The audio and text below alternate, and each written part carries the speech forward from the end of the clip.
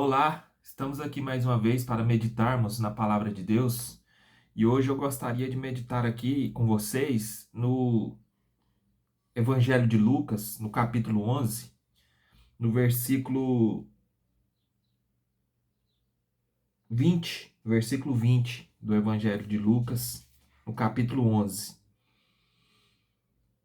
Jesus diz assim: Se, porém, eu expulso os demônios pelo dedo de Deus, certamente é chegado o reino de Deus sobre vocês. Aqui nós temos uma cena de Jesus expulsando um demônio e os fariseus, por inveja, atribuem aquela expulsão a Jesus expulsar através do poder de Satanás, através do poder de Beelzebul. Então Jesus ele diz essa frase: se eu expulso o demônio por Beelzebul, por quem expulsam os demônios os vossos filhos? Se, portanto, se porém eu expulso os demônios pelo dedo de Deus, certamente é chegado o reino de Deus até vós. Então, Jesus aqui ele traz a questão do reino de Deus.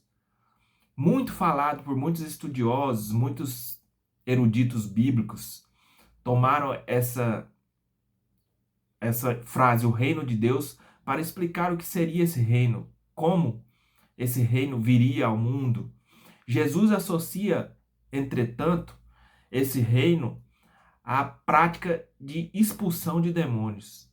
O reino de Deus, segundo a perspectiva de Jesus, aqui nos evangelhos, é uma esfera na qual o poder satânico que permeia todo esse mundo não pode agir. É uma esfera na qual a presença e a magnificência de Cristo, de Deus em Cristo, expulsa daquelas regiões, daqueles locais, daquelas pessoas, toda atividade relacionada ao reino de Satanás. O reino, muitos estudiosos eles tratam a questão do reino de Deus de uma forma bem compartimentada, como se existisse diferença entre reino de Deus, reino de Cristo, mas eu não quero tratar segundo essa forma. Quero trazer essa noção de reino de Deus como uma expressão do governo, da sobressalência de Cristo em determinado lugar, do poder de expulsar o poder das trevas de determinado lugar. Esse é o reino de Deus.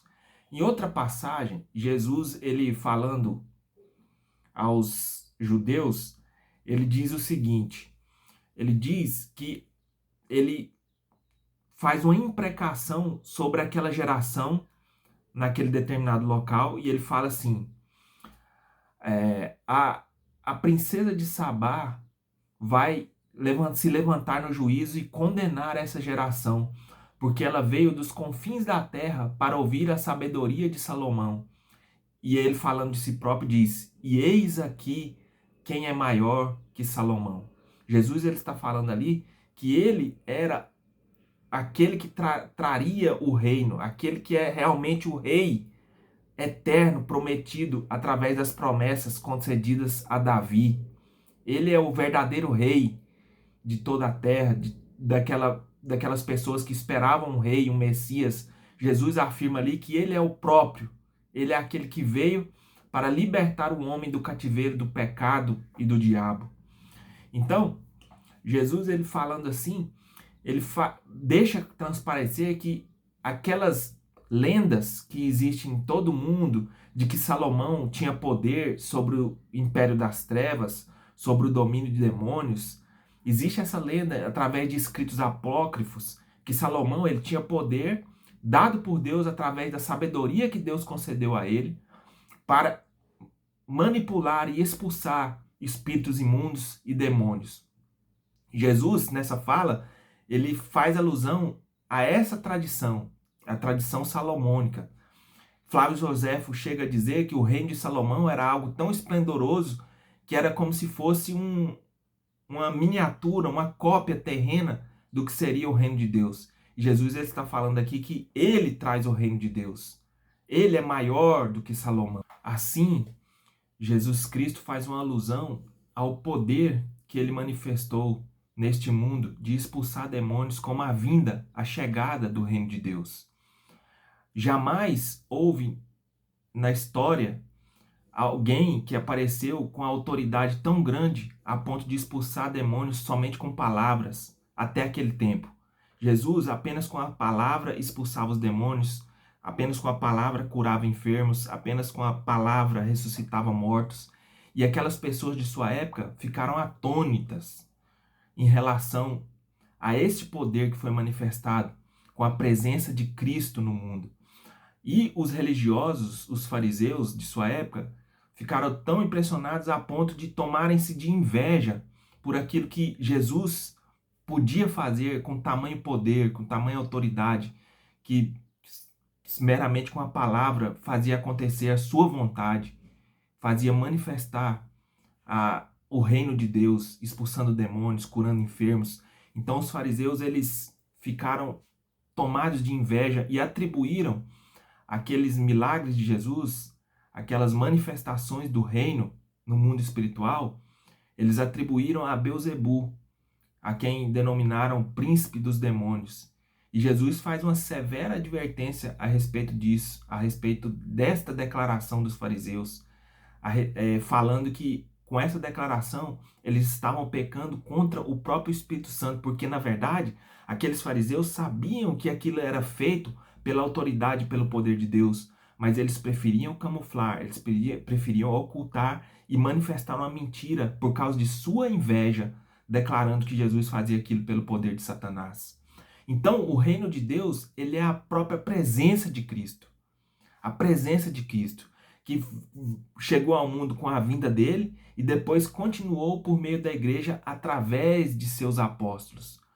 Nós podemos ver nas cartas apostólicas ali que não são meramente discursos de excogitação filosófica ou meditações a respeito da verdade, do belo, não. Nós vemos nos escritos apostólicos declarações de arautos do reino de Deus, dos próprios embaixadores daquele reino na terra, com autoridade, com poder, a ponto de fazer milagres e de expulsar demônios. Assim, nós podemos observar que o reino de Deus é a esfera onde Cristo está. E esse reino se manifestou desde a vida dele nesse mundo. Todo o Velho Testamento foi formulado por Deus. A atividade de Deus nas pessoas daqueles patriarcas, daqueles profetas, daqueles reis, foram preparação para a vinda deste ser humano, que é Cristo, que trouxe plenamente o reino de Deus. Só que esse reino veio com a pessoa de Cristo, continuou na pessoa dos apóstolos, só que ainda não se manifestou com a sua potência máxima, com a sua aparição, a sua parousia verdadeira que há de acontecer na própria vinda do Filho de Deus a este mundo. Quando Deus voltar agora, ele trará plenamente a visibilidade do reino de Deus. Por isso que o apóstolo Paulo, falando aos coríntios, ele diz assim: vocês acham que já estão reinando sem mim? Eu gostaria que vocês já estivessem reinando, para que eu pudesse reinar com vocês e mostrar a autoridade que Deus me conferiu na edificação do seu reino.